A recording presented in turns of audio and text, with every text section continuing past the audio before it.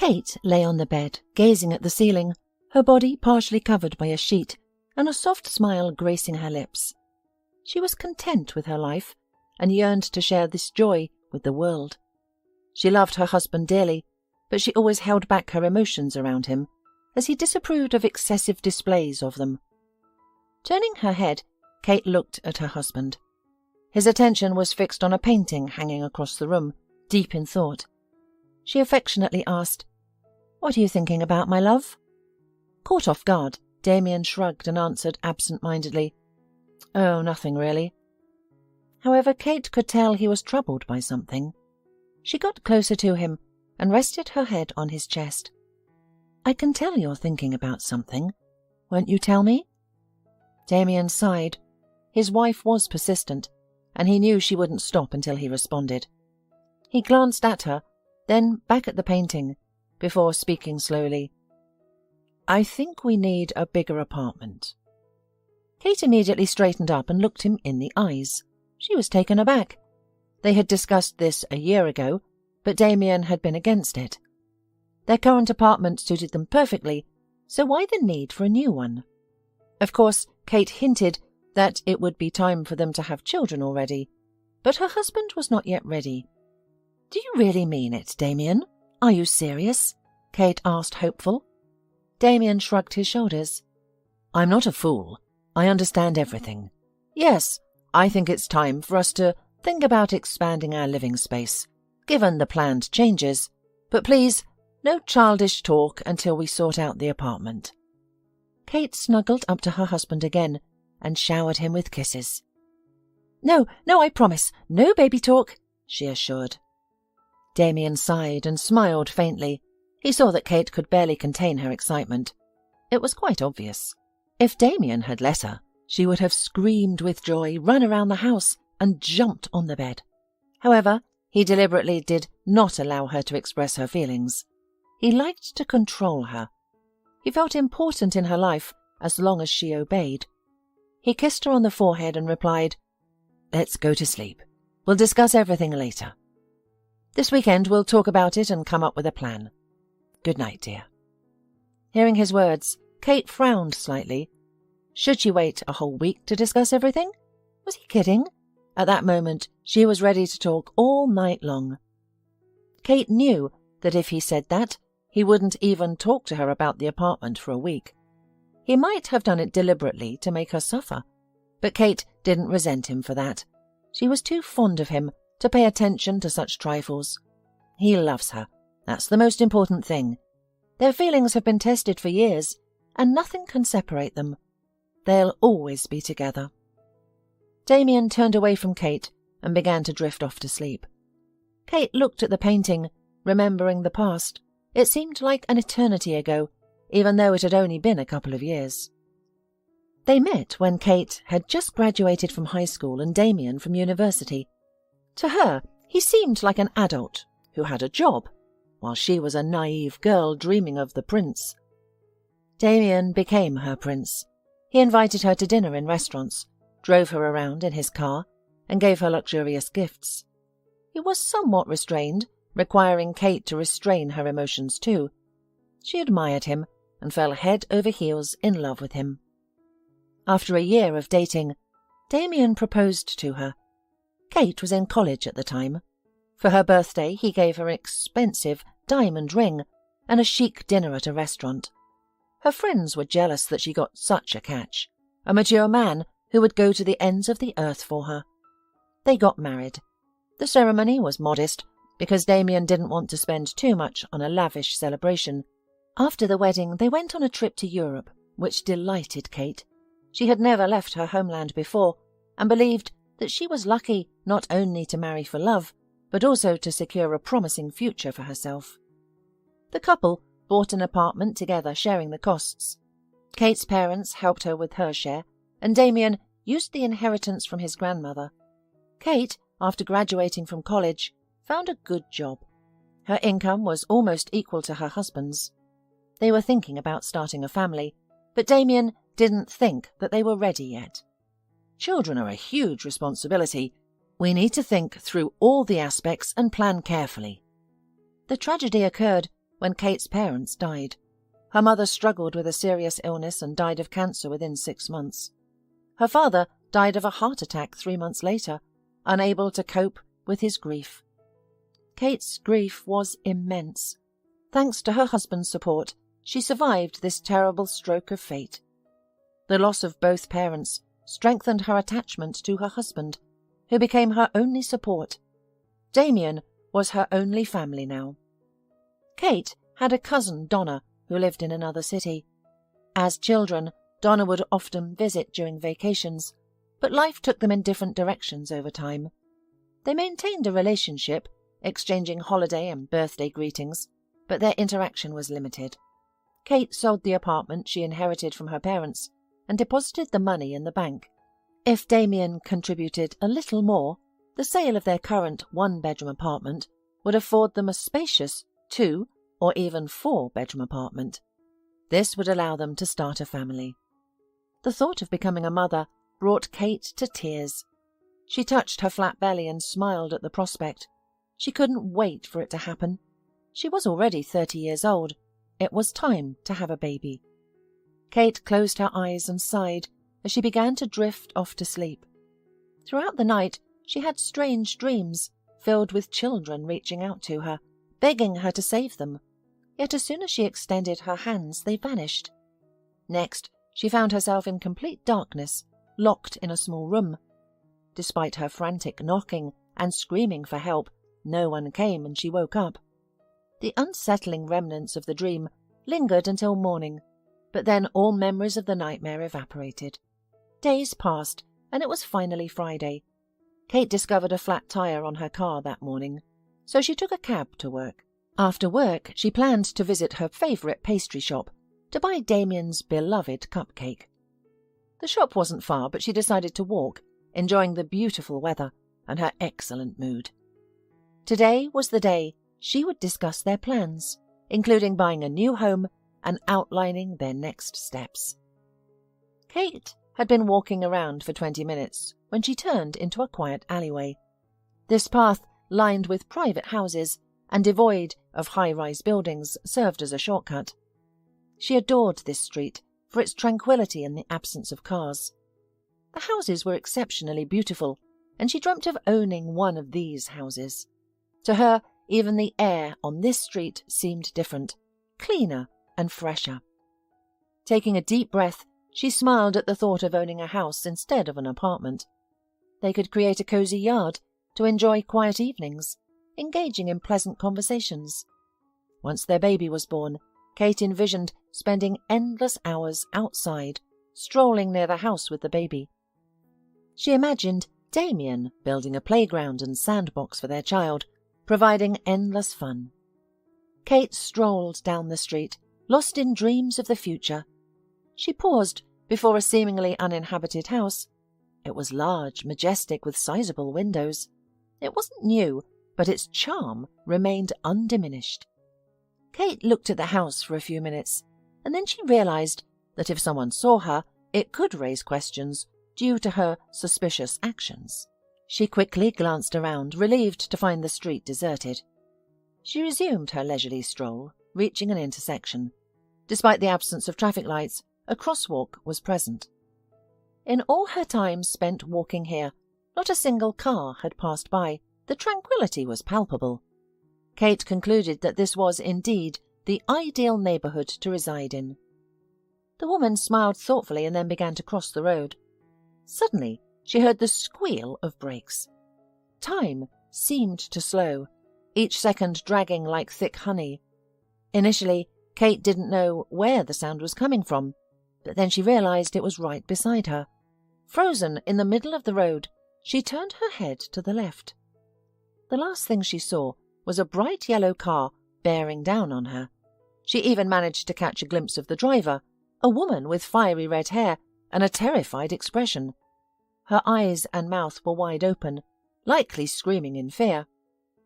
Before losing consciousness, she felt an overwhelming sadness and fear, which she assumed was a precursor to death.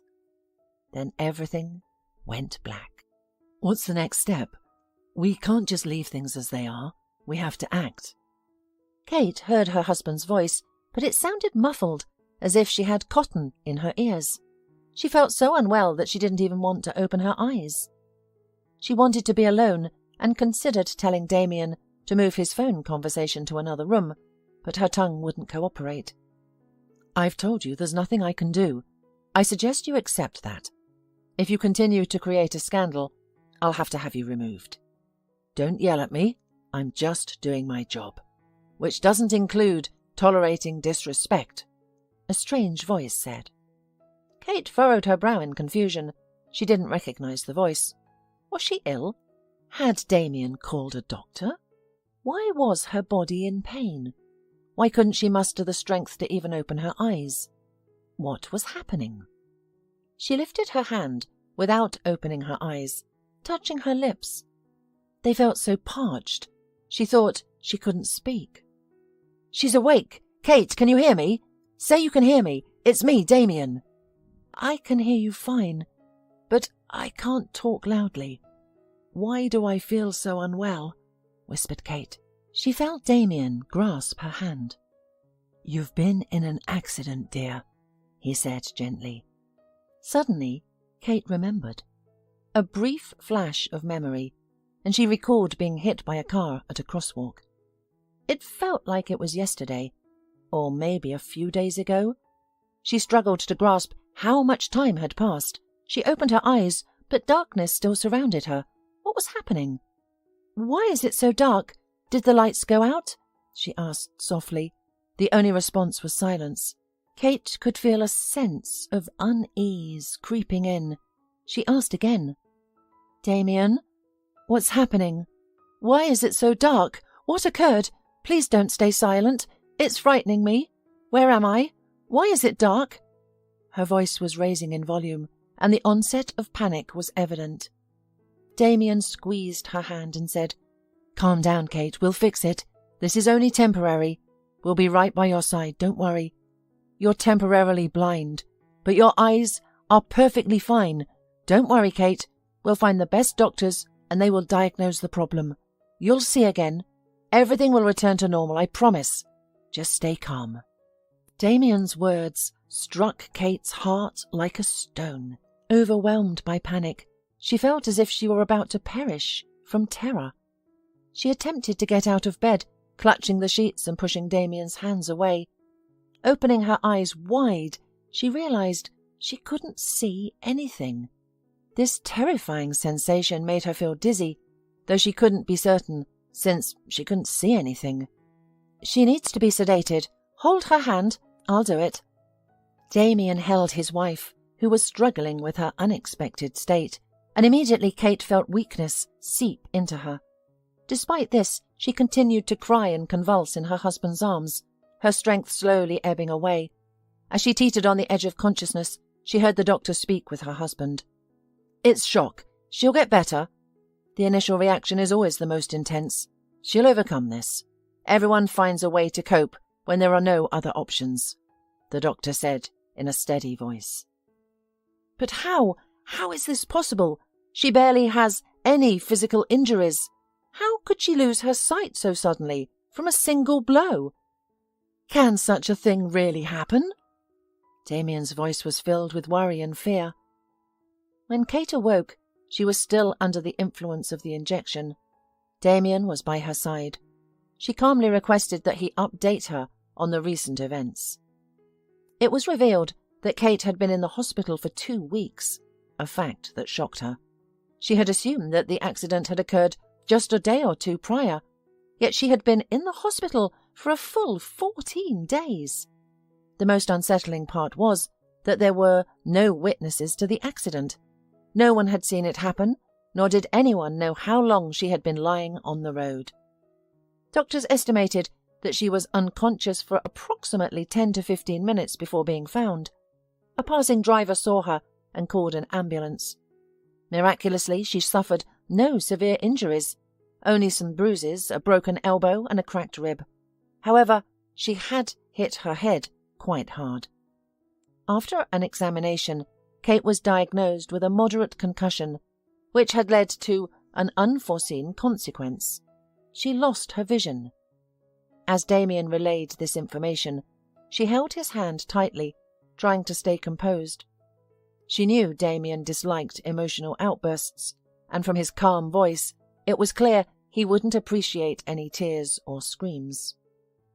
In her confusion, she would occasionally open her eyes and turn towards Damian, only to be reminded of her blindness. Each time she would quickly shut her eyes again, striving for calm. Once Damian shared all the details, she attempted to gather her strength. What was she to do next? Damian informed her that she wouldn't be kept in the hospital any longer, since she didn't have severe injuries, and the immediate danger had passed. A doctor who specializes in such injuries is coming today. I've paid a substantial amount for his examination and advice. Don't worry. I hope he can guide us in restoring your sight. I trust that you will recover. It must be so, dear. Kate also hoped for the same, feeling that otherwise life had no meaning. The professor conducted a consultation, but his words were far from comforting. If he had at least taken Damian aside and spoken privately, Kate could have retained a slither of hope. But he delivered his verdict in her presence. I'm sorry, but your prognosis is grave. Your eyesight won't be restored. Unfortunately, such injuries are common, and their impact on the human body can be unpredictable. I can say with confidence that in your case, there's nothing that can be done, unless we could replace your brains, which sadly is impossible. Medicine hasn't progressed that far yet. I know that you'll seek the best doctors, that you want a second opinion. You're right to do so, but I assure you that any doctor will tell you the same thing I just did. My advice to you is to accept everything and move forward. Many people lead even more fulfilling lives after vision loss. You are the only one who can handle this. But remember, you're not alone. Your husband is there to help and support you. Accept as soon as possible that you will be blind forever, and start living by the new rules. If needed, I can provide contacts of specially trained individuals who can help you adapt to your new environment. They can teach you to navigate at home. Many people even learn to get around independently without assistance. As a young woman, believe me, you can learn this. While it may take a few years, it is certainly possible. Damian and Kate listened silently to the doctor, whose words extinguished their smallest hope for a cure. When the doctor left, Kate could no longer contain her emotions. She didn't throw a tantrum or rage, but she cried so bitterly that anyone who heard her also had tears in their eyes.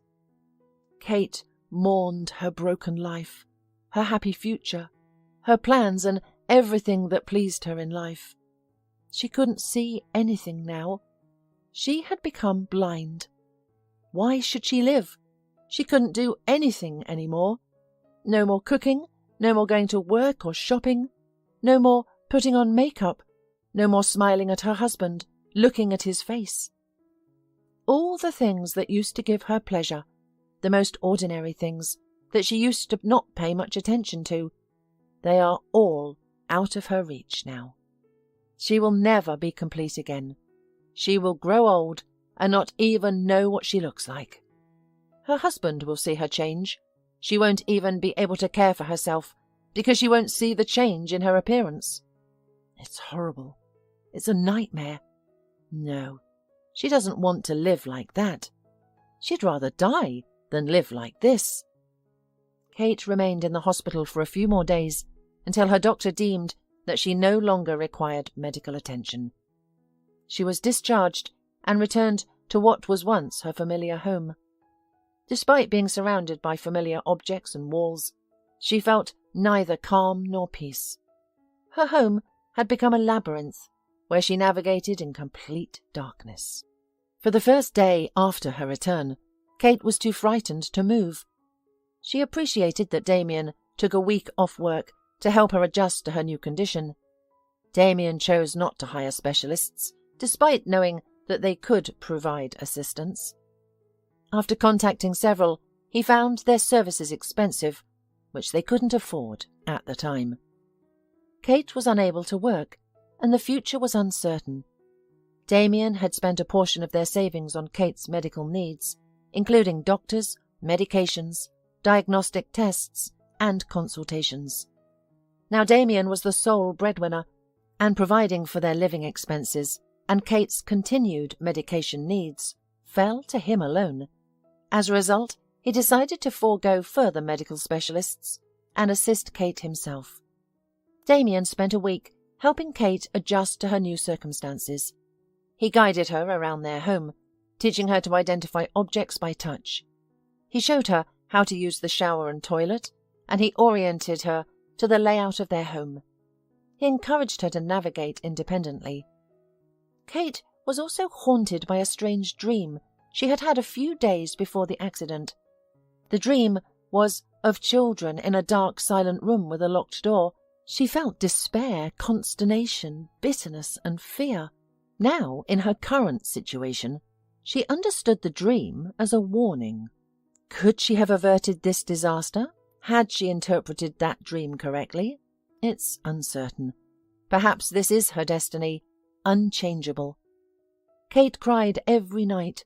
Her husband comforted her as much as he could, but by the end of his days off, he told her, "Kate, you must stop crying so much. I can't comfort you indefinitely. I have work on Monday. Your sobs keep me awake at night. You don't give yourself or me any respite. We can't continue like this." "Why should we continue? I'm losing my mind and you're asking me to calm down. How can I calm down when I'll never be the same again? I can't accept it," Kate replied tearfully, while Damian continued to console her. Time passed. Damian returned to work. After a few sleepless nights, he began sleeping in the living room. Kate worried that they would never be as close as before, and promised Damian she would stop crying. He purchased calming pills for her, which provided some relief, and she even began sleeping through the night. 3 months post-accident, they made love for the first time, an unusual experience for Kate due to the complete darkness. She tried to imagine it as a simple power outage. Despite their success, she couldn't shake the feeling that Damian was treating her differently. She tried to dismiss these thoughts, but it was challenging. One day, Kate asked Damian about their plan to buy a bigger apartment. "Kate, are you out of your mind? Why do we need a bigger place now? A new home is a new space. How will you navigate an unfamiliar environment when you can barely move around our current apartment? You won't be able to walk a step. It'll take you a year to memorize where everything is, and I don't have time for that. I have to work. I'm trying to feed us while you're at home." This response left Kate nearly choking with indignation. "Why do you say that? Am I to blame for what happened to me? Am I at home by choice? I'd gladly work 24 hours a day if I could. And you're telling me that I'm not doing anything? Shame on you." "I'm not ashamed because I didn't say anything reprehensible. I stated the facts as they are. I didn't mean to offend you. I was simply explaining the current situation. We can't afford a new home right now. It's wise to conserve our savings. We don't know what could happen. Having a financial cushion is beneficial. I wasn't trying to insult or upset you." Kate clenched her fists in frustration, leaning back in her chair. She yearned to look into her husband's eyes, to read his gaze, to understand his feelings, but that was impossible. She tried to regain her composure, but couldn't. She felt tears roll down her cheeks and whispered softly, "What about the baby? We wanted a baby, didn't we? We planned to buy an apartment so we'd have room for the baby. But how can we find room for a baby in this apartment? It's barely big enough for the 2 of us." Silence followed. Kate regretted for the umpteenth time that she couldn't see her husband's face. What was he thinking? Was he looking at her or away? "What child? Have you lost your mind along with your eyesight? How can we even discuss having a child if you're blind? I'm unsure whether you're laughing at me or mocking me. Sure, you might be able to have a baby, that's understandable. But what happens after that? How will you care for it? You're blind, Kate. You can't see anything. If you've forgotten, you can't do anything independently. Perhaps you could feed the baby, but only if I assist you. You're incapable of anything else. So what's next? Do I quit my job to take care for the child while you're satisfied that you've fulfilled your duty? What's in it for me? To pause my life with a blind wife and a young child? You definitely need a psychiatrist. Kate, you have a significant issue if you even dare to consider having a child. Kate was taken aback by everything she had heard. Damian was harsh and furious as he hurled those unpleasant words at her. Eventually, he stormed out of the kitchen, and Kate heard the front door slam shut. He left without even mentioning when he would return. However, Kate was not particularly concerned about that at the moment. She tried to process what she had heard. So, her dream of a complete family would never become a reality. She would never become a mother or have the chance to cradle a child in her arms. She was devastated, feeling as though she had nothing left. She sat at the table, clutching the dried night mask she had pulled over her eyes. No longer crying, she was immersed in her own darkness. It wasn't long before Damian returned. He approached her and sat down next to her. Kate, I apologize. I was too harsh and said things I shouldn't have. I've reconsidered and I want to... He was cut off by Kate. The fault is mine. I've been foolish. My blindness has changed me, but I won't behave like this any more. I'll strive to be more sensible, to stop saying things that upset you. I don't want to argue, because you're my only confidant. You're the only one who cares for me. I don't want to lose you. The idea of a baby is absurd. You're right. Having a child is not feasible. I entirely agree with you. I promise to avoid such foolish remarks in the future. Please forgive me. Initially, Damian was taken aback, but then he smiled and said, Yes, dear, that's precisely what I meant. Let's not fight any more. We're facing tough times. If we argue, we'll harm our relationship, and I don't want that. I love you. We'll get through this, but we need to stick together. The baby will only complicate things. We can't manage him in our current state. I'm pleased you understand this. It shows your common sense is still intact. Let's move on. I'm hungry. Are you? I'll prepare something. Kate hid her tears and smiled. Despite Damian's emotional distance, she tried to hold on, but it was becoming increasingly difficult. She had hoped they would overcome the difficulties together, but that wasn't the case. A gap of misunderstanding began to form between her and her husband. Kate feared it wouldn't end well, and it didn't. From that day forward, they grew further apart. For Kate, change was impossible. She couldn't even leave without support. Damian's behaviour also changed. He began to stay late at work more frequently, or perhaps he was somewhere else entirely. Kate couldn't ascertain the truth. Feeling bored at home, she asked Damian to teach her how to use the telephone. After some thought, her husband purchased a push-button phone for her. He programmed all the necessary numbers and instructed her on how to use it. Among the numbers, she insisted on having her cousins. They had only spoken once since an accident, with her cousin offering help and her refusing. Equipped with the phone, Kate could now call Damian any time, which somewhat eased her loneliness. She wore the phone on a lanyard around her neck and frequently phoned Damian at work. Initially, Damian answered all her calls. However, he soon started to resent the constant interruptions. Don't you realize you're distracting me? Did I buy you this phone just to have you bother me all the time?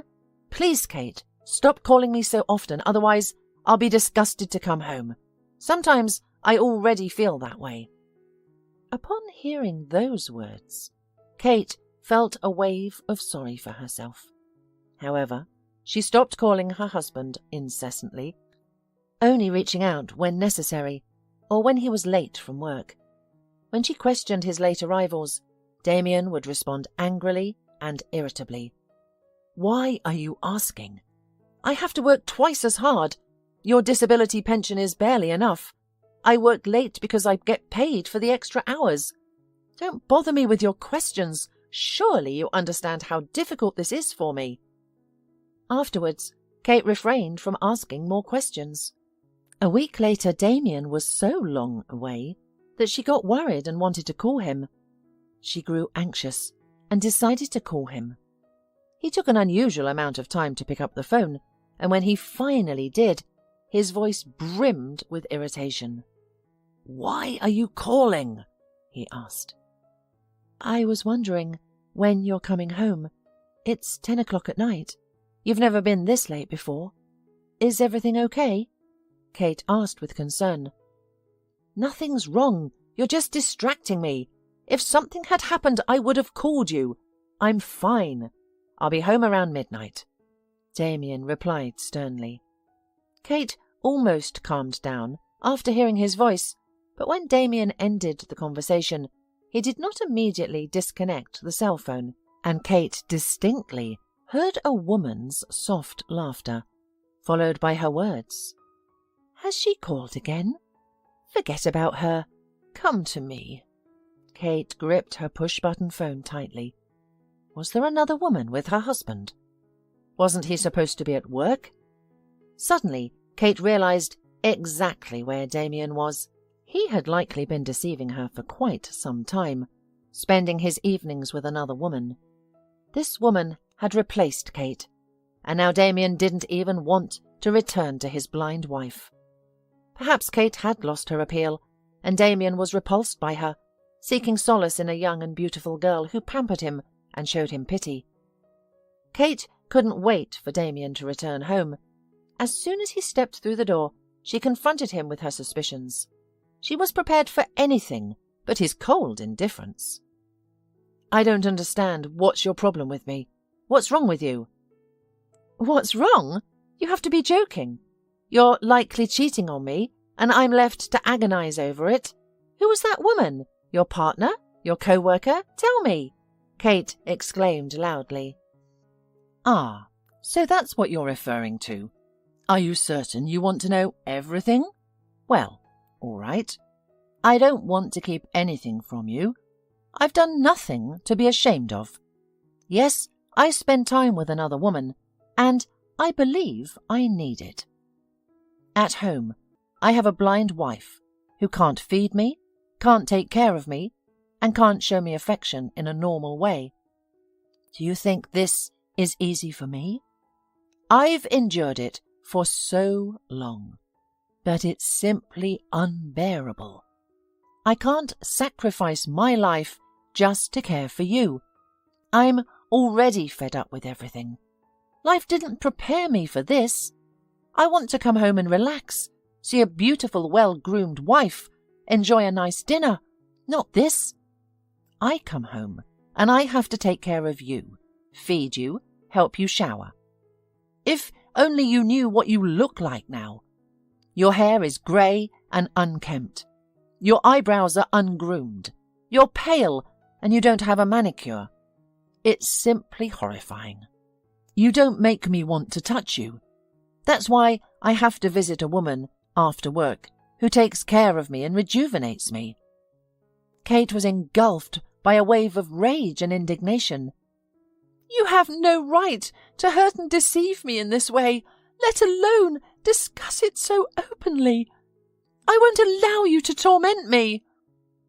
Then Damian laughed, a sound so unpleasant that Kate was covered in goosebumps. "What are you going to do? Kick me out? Go ahead, try. But I'm telling you now, you won't succeed. I'm not leaving. This isn't just your apartment. And I'm going to live here doing whatever I want. And you can't stop me. Who are you? Just a helpless woman who can't do anything without me. You're dependent on me. You can't even step outside this apartment without my help. If you don't like it, you can leave. I'm not stopping you. But how far will you get, my dear? That's it. You'll stay home and wait for me to return from work. I'll come whenever I please. I'll feed and bathe you. I'll clean your dishevelled hair and take care of cooking and cleaning. You will silently smile and thank me. Understand? If you ever mention being unhappy again, you'll regret it. You'll go a week with only dry rations, or I'll leave you alone for several nights, making you feel so lonely that you'll wish for my presence." "No," Kate murmured quietly. "What did you say?" Damian frowned, taken aback by her interruption. "I said, no, I won't tolerate you sleeping with another woman. I refuse to live like that. So, what if I'm blind? I'm your wife, do you hear me? Or have you forgotten? Some unfortunate accident took my sight, but I'm still the same person. I simply can't see. I'm trying to learn everything possible to lessen your burden, but I need time and your support. How can you provide that support if you're not home? No, I won't tolerate your infidelity." Kate's voice, though soft, was firm. Damian eyed her in bewilderment. How dare she speak to him that way? She was nothing. "Ah, so you're not satisfied? Well then, good riddance. Leave. I'm not stopping you, nor will I try to. Why don't you say something? Pack your things and go. The door is open, dear." Kate stood still. After a moment she said quietly, "Fine. I won't be here tomorrow." She carefully made her way out of the kitchen and into the bedroom. She sat on the bed feeling numb. She felt so vulnerable that words couldn't capture it. There were no tears because she didn't even feel like crying. She just wanted to disappear, to sink into the ground, to leave without a trace, so that no one would even remember her. Where would she go? She had said she wouldn't be here tomorrow, but where could she go if she didn't leave the house? Why did she say that? Because she couldn't stay with him any longer. Kate heard Damian taking a shower, and she thought of one person who could help her. She reached for the phone hanging around her neck, gripping it tightly. After fumbling for the right button, she dialed a specific number and held the phone to her ear. What if they were asleep and didn't answer? After a few seconds, she heard a slightly sleepy voice.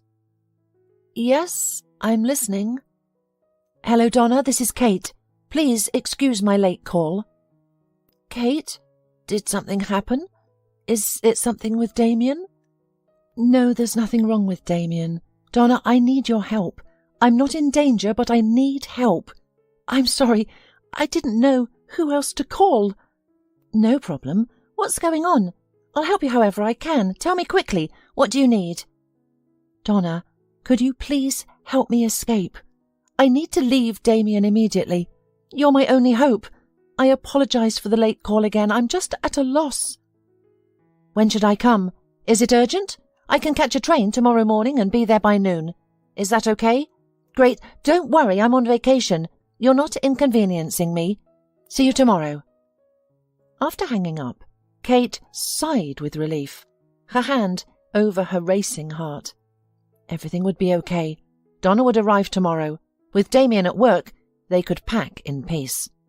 She never wanted to return here. She just needed her documents and bank card. She had a bank account with money from the sale of her parents' apartment. Financially, she was secure. Everything would be fine. 10 minutes later, Damian entered the bedroom with an arrogant snort. He made it clear that he dismissed her words as insignificant, believing she wouldn't go anywhere. He was convinced she couldn't even take a step without him, comparing her to a blind and defenseless kitten. "I'll sleep in the living room. I'll give you a few days to cool down and dispel those delusions of leaving," he said. "Once you apologize for your behavior and accept that I have another woman, then I'll treat you kindly again, and all will be well. Good night." With that, Damian took his pillow and plaid and left. Kate listened to his speech in silence, not responding. She clenched her fingers tightly, the pain a reflection of her turmoil. She resolved to never let anyone treat her this way again. Yes, she was blind, but she could still feel, love, and even hate if necessary. Kate spent half the night sorting through her clothes, identifying each item by touch. By 3 a.m, she had packed everything she planned to take with her. When Donna arrived, they would gather the necessary documents, and Kate would leave the apartment that once brought her so much joy, but from which she now yearned to escape. The next day, Donna arrived around 1 in the afternoon. She hugged her cousin without asking what had transpired. Donna helped Kate pack her suitcase and located all the documents that Kate had listed. She placed everything in a separate folder and put it in the suitcase. After a moment's thought, Kate asked her, "Do you think I should take all my jewellery, or would it be better to leave them for him?" Donna frowned and replied firmly, "I don't know what's happened to you yet. It doesn't seem like things are going well, but you can take whatever you want, and no one will judge you for it." Kate sighed and instructed her cousin, "Then take the jewellery box in the closet." Once they had finished packing, Donna helped Kate put on her sneakers and handed her sunglasses. The woman stood in the hallway for a moment before Kate firmly stated, "We need to leave as soon as possible. I can't stay here any longer." And with that they departed. Donna hailed a cab and they headed to the train station.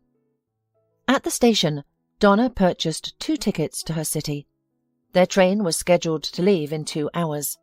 During that time, the women sat in the station cafe, where Kate shared her story. Throughout the conversation, Donna found herself wiping away tears. She felt a deep sympathy for her cousin, who had endured so much, and she was determined to help. She didn't regret coming. Kate needed someone to guide her through this difficult time, someone to teach her how to survive in a world that doesn't always offer help and support to those with disabilities. Donna decided then and there she would be that person. She had no intention of spending her life as Kate's faithful assistant. Instead, she planned to teach Kate how to manage everyday tasks that posed no challenge to a sighted person. This began their life together. Donna had a 2-bedroom apartment courtesy of her wealthy ex-husband. They had married young and for love, but the love quickly dissipated. The marriage lasted 3 years, followed by a divorce, in which he bought her an apartment in exchange for her not claiming anything else. Thankfully, they had no children. Donna's vacation had just begun, with 3 weeks of rest ahead. Starting the day after her arrival, she began to work with Kate. Kate was initially shocked. She had planned to spend some time mourning her late and faded family life, but Donna didn't allow her that luxury. "If you expect to lie on the bed from morning until evening, you are wrong. Yes, I'm sorry that you're blind, but you have to realize that either you will become strong and continue your life under the new rules, or you'll just turn into an old sourpuss who will curse everyone. I felt sorry for you, but I'm not going to feel sorry for you anymore. I have 3 weeks to teach you to be more or less on your own, and I demand that you pull yourself together and work hard, not lying on the bed all snotty," Donna declared. Kate understood. She had to live by her cousin's rules. Donna was providing her shelter, so it was better not to upset or disappoint her. They both prepared to get down to work. The first night Donna spent there, Kate had a strange dream, similar to the one she had before the accident. She found herself locked in a dark room once more. As she stumbled in the darkness, she discovered the familiar door. She yanked the handle, but it was locked yet again. Suddenly, she heard a rustling sound downstairs. Crouching down, she felt the floor with her hands and found a small key. Could this be the key to the door? Rising, she located the door's keyhole, inserted the key, and to her amazement, the door swung open. A blinding light forced her to shield her eyes with her hand. The final image she remembered before waking up was a dark-haired, dark-eyed man extending his arms towards her. The following morning, the girls began their work. Donna guided her around the house from dawn until dusk for several days, pausing only for meals. By the end of the 3rd day, Kate was exhausted. However, she had successfully mapped out the entire house in her mind, including the layout of all the rooms and every object within. Donna had taught Kate to navigate her surroundings by counting her steps, which helped her avoid bumping into walls. She showed her how to use the shower and toilet, brush her teeth, wash her hair, and use the hairdryer. Over the course of 3 days, Kate learned to navigate the kitchen. Donna showed her how to use the microwave, heat her food, fill the kettle, and wash dishes. Kate became self-sufficient in feeding herself and cleaning up. In 2 weeks, Donna taught her skills that Damian hadn't. Instead of doing chores for Kate, Donna empowered her to manage on her own. She helped Kate realize her self-reliance and the possibility of entertaining herself at home.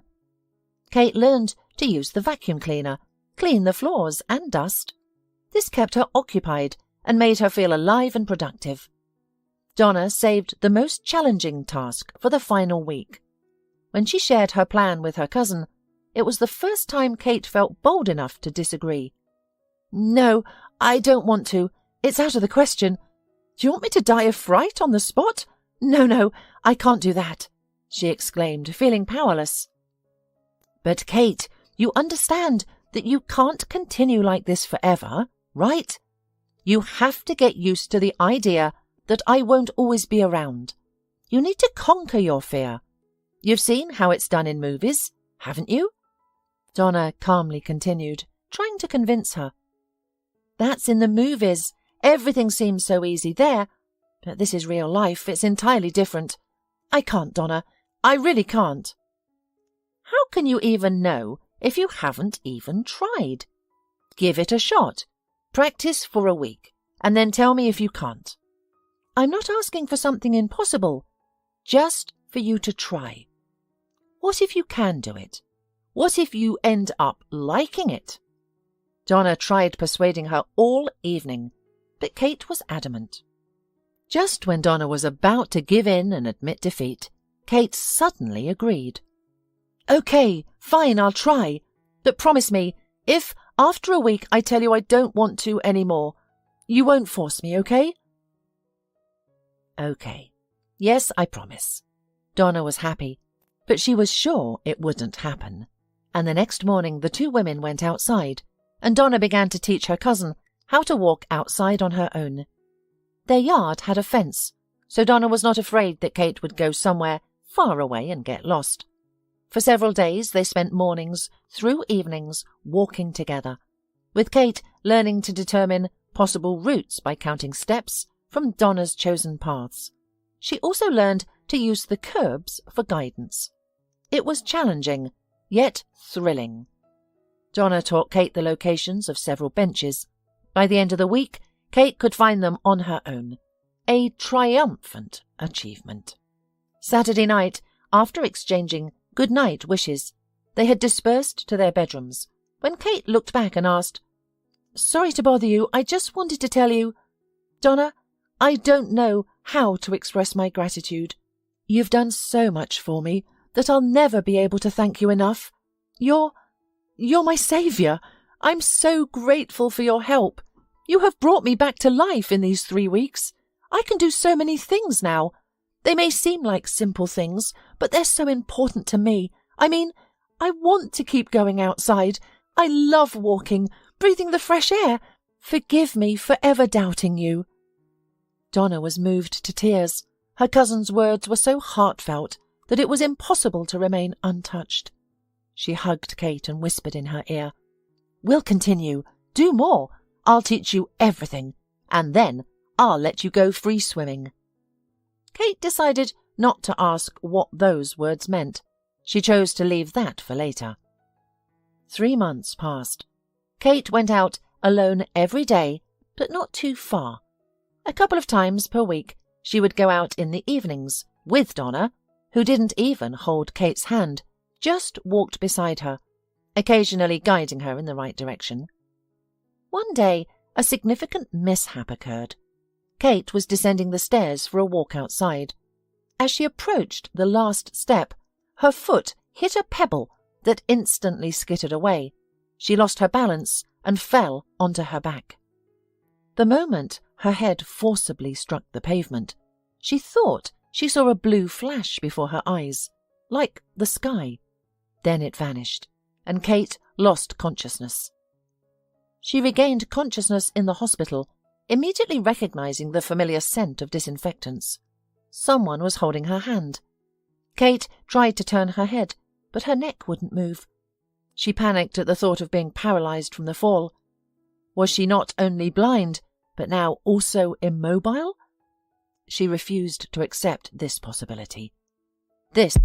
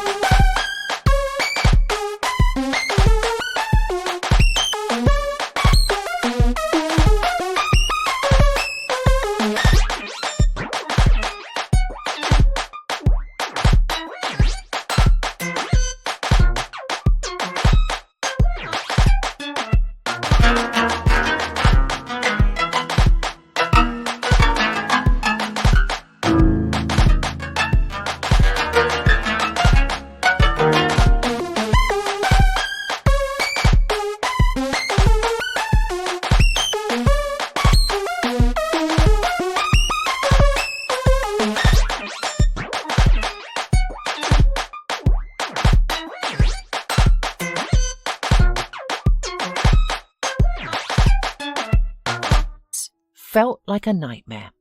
"What's wrong with her? Her breathing is odd," Kate heard Donna's voice. "I think she's panicking. We'll give her a sedative now," a male's voice she didn't recognise said. No, I don't need a sedative, please, no injection. First, tell me how serious this is. I'll never walk again, will I? Just don't lie to me." "What are you thinking, Kate? Have you lost your mind? Doctor, is she all right?" Donna sounded alarmed. "Oh, yes, she's fine. She just thinks she's paralysed. Isn't that right, Kate? I'm telling you, don't worry. Everything is fine." The doctor's voice was extraordinary, as if it was wrapped in a mist of warm dewdrops. They seemed to leave traces on her skin, giving her goosebumps. "Kate, my name is Ben Connerty. I'm your doctor. You're not paralysed. You had a hard bump and strained your neck. We decided to secure your neck as a precaution. You're wearing a special brace that restricts your head movement. You can move your arms and legs if you don't believe me." Indeed, Kate found she could move all her limbs. She sighed in relief. That was all she needed. "Oh my gosh, thank you. I thought I was done for. When I noticed that blue flash in my eyes as I fell, I thought I'd never get up again. It was terrifying, I tell you." Then Dr. Connerty asked Donna in a worried tone, "You said she was completely blind, isn't that right?" Kate answered in place of Donna, "Yes, I am completely blind. A serious accident has left me unable to see." Dr. Connerty took her hand, and Kate felt a rush of goosebumps from his touch. "Kate, what did the doctors say? You've visited doctors, haven't you? Can you share what anyone who examined you said?" "All I remember is one professor and some hospital doctors. They all said the same thing. I'll never see again. No one has examined me." Dr. Connerty responded passionately, "If you don't mind, I'd like to run some tests. It's not just about your eyesight. I'm also concerned about your neck, your spine. I want to add something. If your blindness were permanent, you wouldn't have seen the blue flash you mentioned. Your vision loss might not be related to the head injury, but could be due to an entirely different cause. I want to see for myself, if you'll allow me." Kate agreed. Within a month, Dr. Connerty performed numerous examinations, not just on her eyesight, but also her skeletal and muscular system. Although she had been discharged, Donna brought her in for ongoing checkups and consultations. She was examined by several neurologists, a psychiatrist, and neurosurgeon. After all these examinations, Dr. Connerty gave his verdict. "Kate, I can confidently assert that there's an extremely high probability your vision can be restored. Our examination revealed that a pinched nerve is causing your vision problems. One surgery could very likely restore your sight." Upon hearing this, Kate cried. Dr. Connerty took her hand, and again goosebumps ran along her skin. Why did his touch have such an effect on her?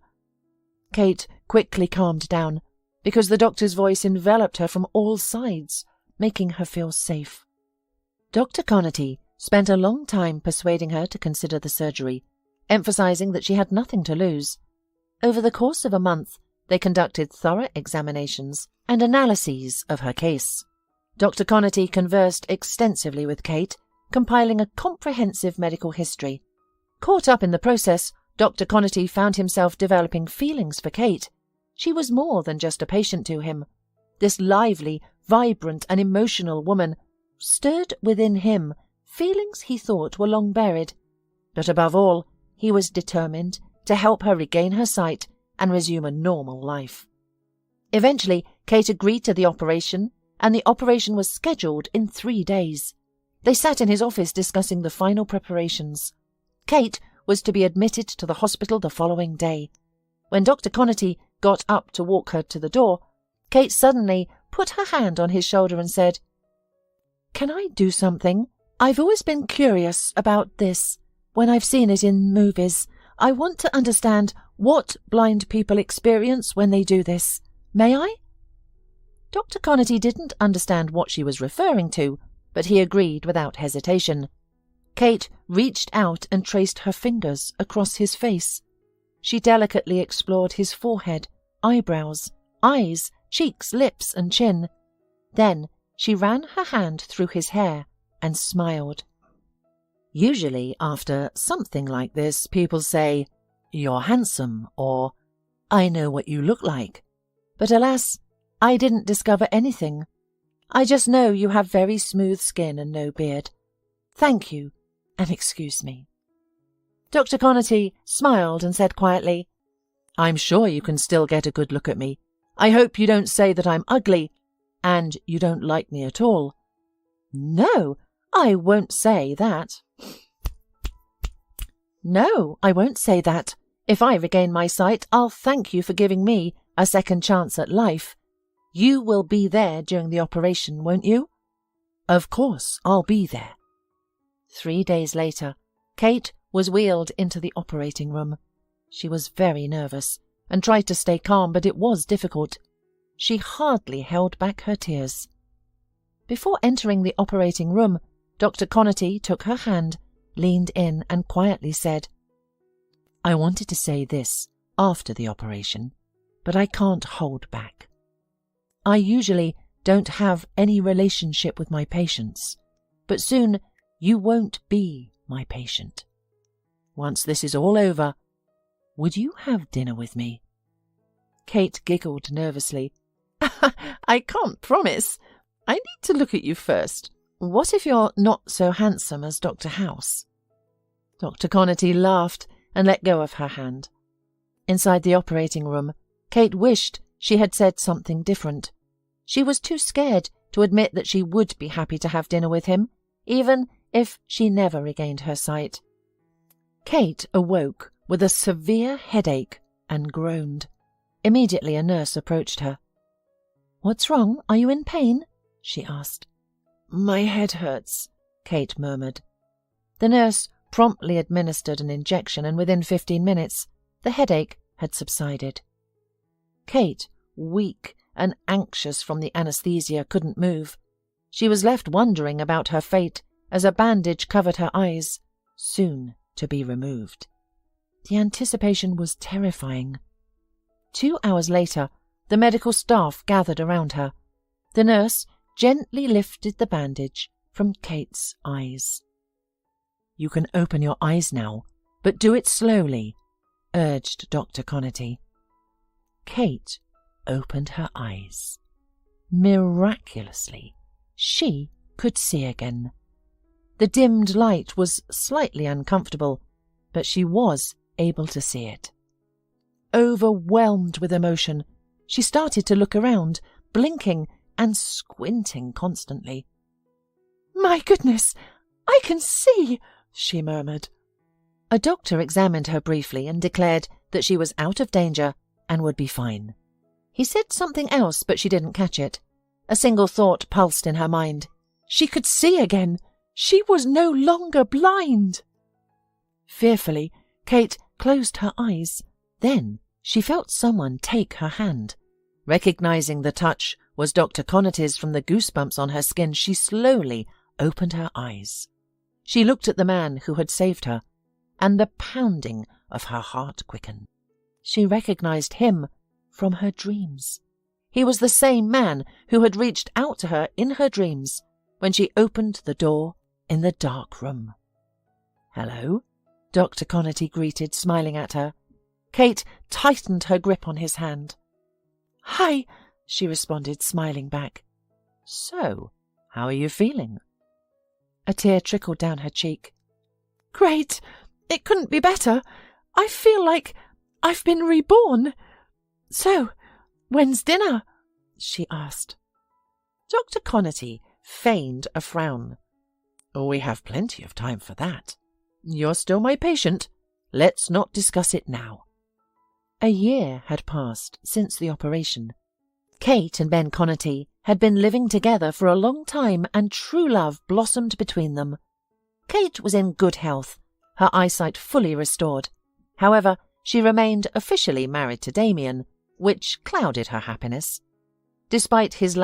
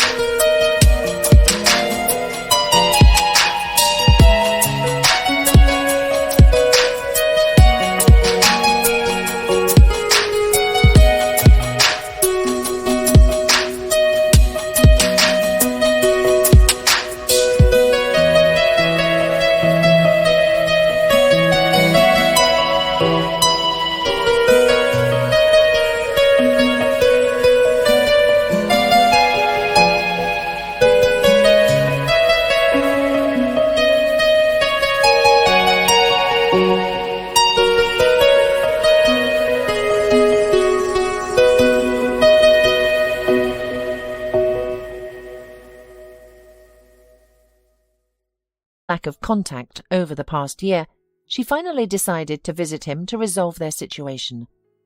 Returning to her hometown after more than a year, Kate felt neither trepidation nor regret. She had made the right choice to leave, having found true happiness and love. On her way to the high-rise building where she once lived with Damian, she felt a twinge of anxiety. How would he react to her recovery? Would he be pleased or saddened? Regardless, her feelings were unaffected. After paying the cab driver, she stood for a few moments before slowly heading towards the entrance. As she ascended the steps, her skin prickled with goosebumps. She paused, turned, and gazed at the cars parked in front of the driveway. Her gaze settled on a yellow Jaguar. A throbbing sensation filled her head as she recognized the car. She had seen it before, but where? She felt strange, like she was missing something important, like she was missing some detail. Suddenly, it hit her. That was the car that had struck her on the deserted street. Unbelievable. Oh my God. Is it really that car? Kate turned pale, her palms damp with sweat. She had hoped to escape her past, but instead, it seemed to be haunting her. Kate retreated, then turned abruptly and climbed the stairs, trying to clear her mind. The thought of that woman being nearby was too much. She needed to reach her and Damian's home immediately, settle everything, and then escape to Ben. When Damian opened the door, he was taken aback. He hadn't expected to see his wife on the doorstep. Kate looked at him and said, "Well, hello, my dear hubby. Surprised?" "Kate? How? Your sight has returned? How is that possible?" Damian was shocked. Kate simply grinned. "Anything is possible. You just didn't believe it. Honestly, I didn't either until I met people who made me believe. They helped me, and voila! Now you are going to let me into our apartment, or should I bring a lawyer?" "A lawyer? Why would you need a lawyer?" Pushing past him, Kate entered the apartment. Immediately she noticed signs of another woman's presence. Shoes, cosmetics in the hallway, a purse, perfume. The new woman had already made herself at home. Damian hadn't wasted any time. Kate wondered if this was the same woman he had cheated on her with, or a new one. "I see you're doing well. Sorry to disrupt your idyllic life, but I came to tell you I'm filing for divorce." Damian turned pale, his gaze drifting towards the bedroom. Fear flickered in his eyes. It dawned on Kate that his mistress was here too. Well, she thought, it was time to meet her. "Honey, who's there? Is it the grocery delivery?" A voice echoed from the bedroom. Kate frowned. His mistress had a grating voice, similar to a creaking floorboard. She raised an eyebrow and whispered to Damian, "Why haven't you introduced us? Does she know about me? Or did you tell her I was dead? Have you lied to her, that we've been divorced for ages?" A woman in a negligee then appeared in the hallway. She was a petite, red-haired woman. Kate began to study the woman. She felt like she had seen her before, but couldn't recall where they had crossed paths. She scrutinized the woman's face, who, in response, crossed her arms and glared back defiantly. "Who the hell are you? Clearly not a courier," she spat in her grating voice. "And you're clearly not the housekeeper. I'm Damian's wife, and you're his mistress." The woman turned to Damian. "Darling, you told me she was blind. Have you been lying to me?" "Wendy, I haven't deceived you. She was indeed blind. I can't comprehend what's happening, I swear. Wendy, I had nothing to do with it." Kate looked at them both and smirked. Damian was grovelling before his Wendy. They were a perfect match. "I don't know why you're here, but you don't belong here. You're no longer Damian's wife, right? You left him. I'm in charge now." The woman sneered at her. But Kate wasn't fazed. "No, I'm still the owner here, even if it's only half. I'm here to fix it.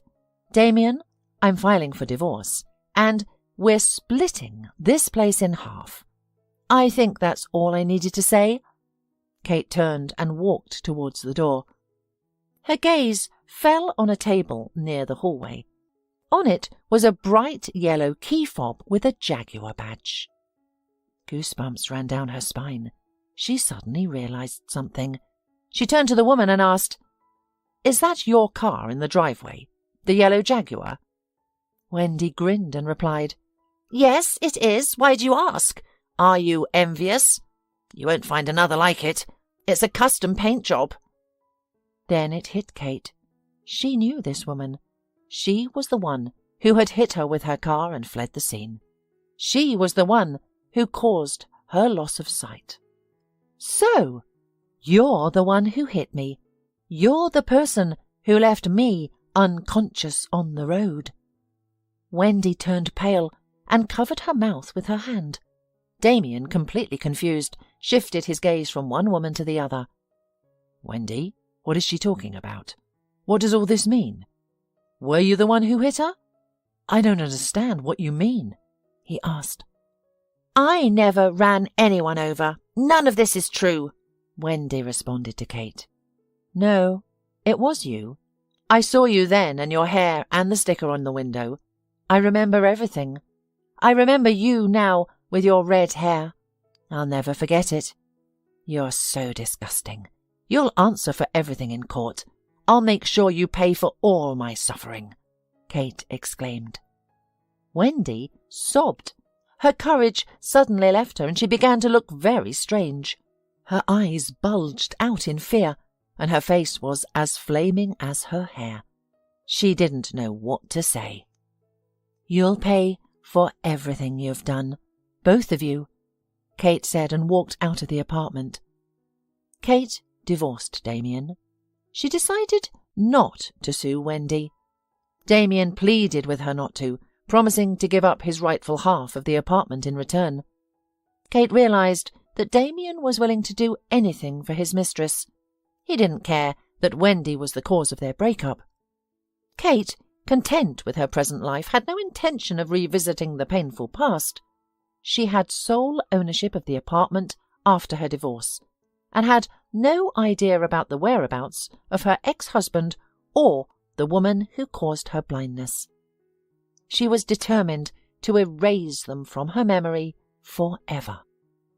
After pricing the apartment reasonably for a quick sale, she promptly sold it. With the money from the sale, she immediately returned to Ben. As she rode the train, she couldn't help but smile. She planned to give the remaining money from the sale of her parents' apartment to Donna as a token of gratitude. Donna had been instrumental in helping Kate start anew. Even though Kate anticipated Donna would refuse the money, she was resolved to find a way. The proceeds from the sale of the apartment with Damian would remain in her bank account for now. Kate was excited about her upcoming marriage to Ben and looked forward to the birth of their child, who she was already carrying. As she gently stroked her belly, her smile broadened. All her dreams were coming true, one after another, and this was just the beginning.